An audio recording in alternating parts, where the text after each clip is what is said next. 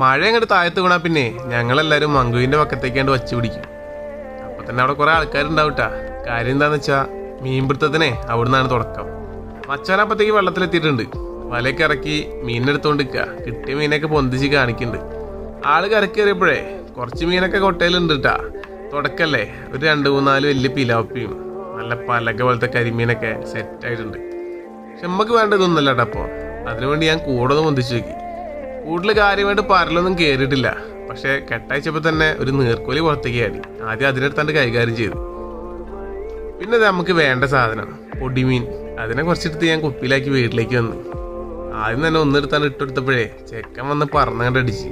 പിന്നെ വരിയാണ് ഇട്ടെടുത്ത്. ആള് കടല പെറുക്കി തിന്നണ പോലെ പെറുക്കി തിന്നോണ്ടിരിക്കുന്നുണ്ട്. അവസാനം ബക്കറ്റിലുള്ള ചത്ത മീൻ അപ്പം തന്നെ കൊടുക്കാന്ന് വെച്ച് കൊണ്ടുപോയിട്ടപ്പോൾ അതിനെയും ആളടിച്ചിട്ടുണ്ട് കേട്ടാ. ബാക്കി നാളെ കൊടുക്കാന്ന് വെച്ച് മാറ്റി വെച്ചിട്ടുണ്ട്. അപ്പം ശരി, അടുത്തോട്ട് കാണാം. ബൈ.